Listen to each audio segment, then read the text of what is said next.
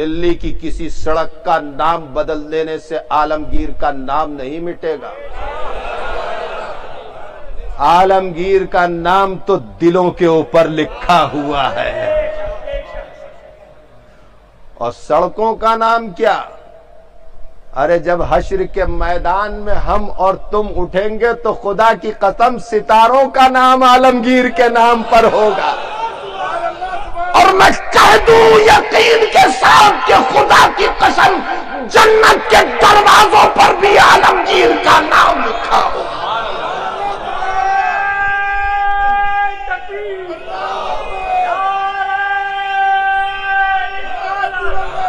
حضرت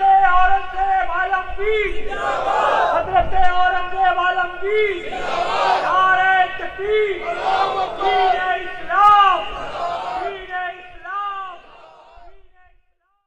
حضرت اورنگزیب رحمت اللہ علیہ ہے، اسی دربار میں آتے تھے نا اجمیر محلہ میں، تو آ کے یہ نہیں دیکھتے تھے کہ میں اس وقت کا بادشاہ ہوں، ہندوستان میرے قبضے میں ہے، نہیں، بلکہ شاہانہ لباس پھینک دیتے تھے، گدڑی پہن لیتے تھے، مشکیزہ لٹکاتے تھے، بیٹھنے والوں کو پانی پلاتے تھے، لنگر جب لٹتا تھا نا تو لائن میں لگ جاتے تھے۔ وزیر کہتے تھے سرکار آپ لائن میں لگے ہیں، آپ تو بادشاہ وقت ہے۔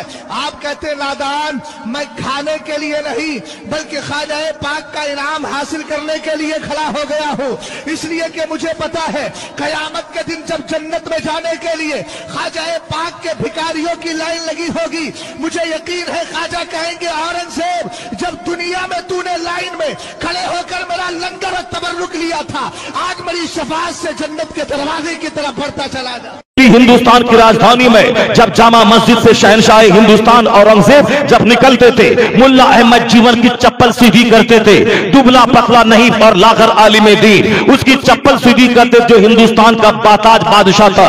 500 سے زیادہ عالموں کو دہلی میں بھلا کر کے ان کے ذریعے فقہ حنفی کی انسائکلوپیڈیا دینے والا اتنا زبردست بادشاہ ہندوستان کا کوئی نہیں گزرا جو مرنے کے بعد کفن کے لیے اپنے ہاتھ کی کمائی کے لیے پیسے کو چھوڑ کر وصیت کر کے گیا ہو کہ ہندوستان کے خزانے کا پیسہ نہ میری قبر کی کھدائی میں لگے، نہ میرے کفن میں لگے، نہ میرے نہلانے دھلانے میں خرچ ہو۔ اتنا بڑا دیندار بادشاہ کا چہرہ کبھی ہندوستان نے نہیں دیکھا ہوگا۔